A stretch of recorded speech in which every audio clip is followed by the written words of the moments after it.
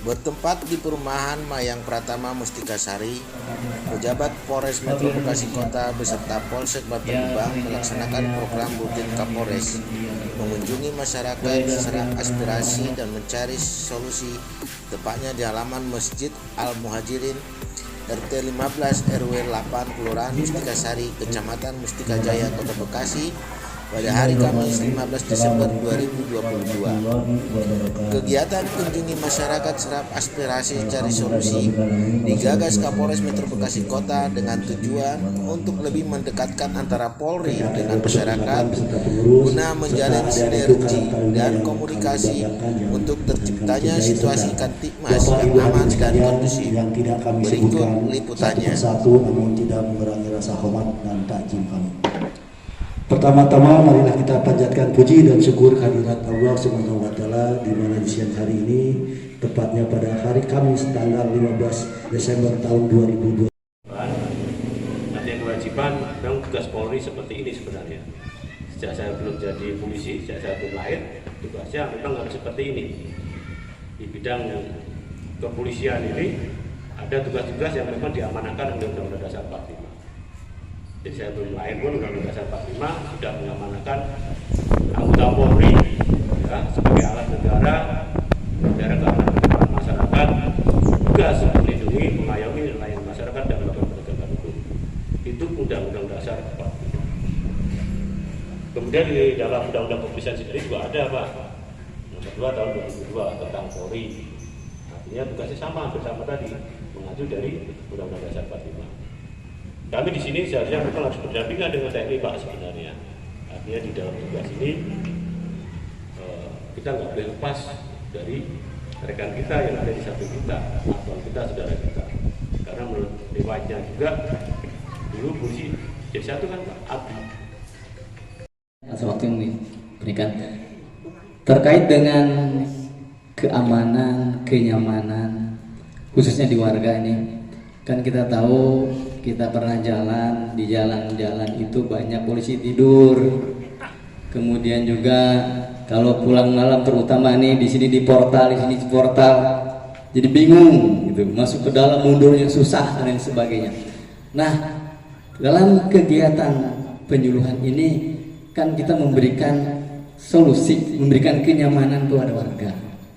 Sementara adanya polisi tidur kan tidak nyaman, yang mestinya jalan rata. Ya, jaraknya berapa meter sudah ada lagi. Belum lagi yang portal yang di setiap jalan portal. Ini gimana aturannya? Mohon penjelasan. Makasih. Assalamualaikum warahmatullahi wabarakatuh. Satu lagi. Ya. Nama saya Agung dari pengurus RW, Pak. Bapak-bapak dari kepolisian Polres Bekasi Kota, saya ingin bertanya, seandainya terjadi kerawanan sosial di lingkungan RW 08, tahapan pengaduan secara struktural kita mulai dari mana Pak? Untuk pengaduannya Pak, itu ya. Terima kasih Pak. Pergantian keamanan begini Pak, infrastruktur di wilayah Kota Bekasi ini cukup luar biasa. Ya. Kemudian kalau kita bicara personil di kepolisian, yang notabene kalau nggak salah penduduk di Kota Bekasi kurang lebih hampir 3 juta. Kemudian personil yang ada di Polres ini ada 1.448 personil. Padahal standarnya, kalau kita berbicara standar, ideal polisi mengawasi masyarakat ini kurang lebih 250 sampai 400. Tapi contoh waktu saya di Tambun itu, jalan satu-satunya kita bikin marka kejut, ya tadi polisi tidur. Akhirnya udah gak ada lagi Pak, namanya balapan motor. Biasanya ada di jalan Tambun ke sono, itu sampai mana? Grand Wisata apa namanya? Itu selesai. Setelah ada kejut termasuk di Dewan Pak ya? Kata Dewan itu ya. Nah, ada ini Pak. Ya ada gunanya Pak, karena polisi tidur itu paling jujur Pak. Terima kasih Pak, polisi tidur paling jujur Pak sedunia ini. Sampai sekarang Pak masih kita bangga-banggakan polisi tidur paling jujur Pak. Makanya itu pencegahannya luar biasa. Itulah Pak sebenarnya manfaatnya. Jadi bukan karena nggak ada. Tapi kalau memang tadi Bapak bilang mau mundur susah, mau maju susah, itu kan bisa dikomunikasikan lagi dengan lingkungan nanti. Kapan sih jamnya kita pulang, kapan sih jamnya kita masuk. Saya rasa ada stiker-stiker itu yang untuk di perumahan. Itu nanti ya linknya kepala rumah keamanan, berarti ada seksi keamanan, ada seksi jaga. Sama Pak, kalau saya di portal itu Pak, lewat jam 11 itu tutup Pak, saya kadang nunggu dulu, nyari dia, Pak saya mau masuk, gitu seperti itu. Padahal udah ada stikernya juga saya, udah ada stiker untuk di perumahan, tapi masih aja durasi nunggu juga. Itu seperti itu Pak, itu adalah salah satu untuk melakukan upaya untuk pencegahan timbulnya kewajiban Pak. Bisa dipahami Pak ya, Pak Ustadz. Iya makanya, itu kebijakan dari musyawarah. Saya rasa kalau orang tua kita yang musyawarah itu saya rasa gamblang. Masa bilang tadi teman.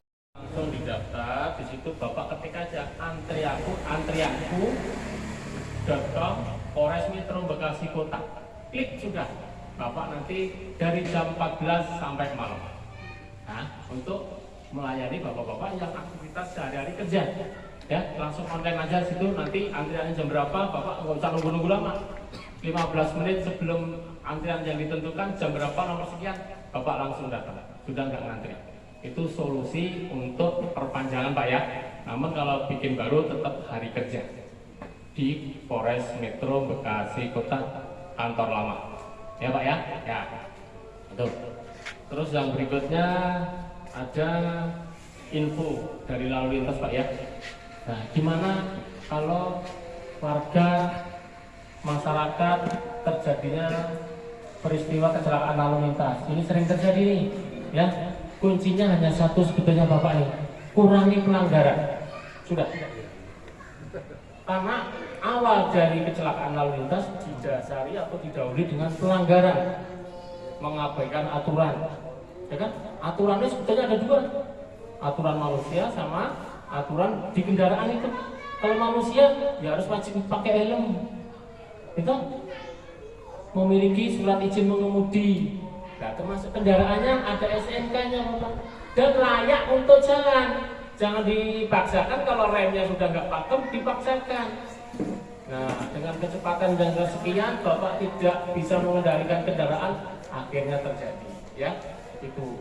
Terus kedua, apabila sudah terjadi, mohon bantuannya Bapak harus dari diri kita juga, wajib lapor ke kantor polisi, memberitahu Pak, keluarga saya, anak saya, tetangga saya mengalami peristiwa kecelakaan lalu lintas di jalan ini jam ini, ya, bersama kendaraan lain, atau tabrak lari, atau memang masih ada di situ dan segala macam.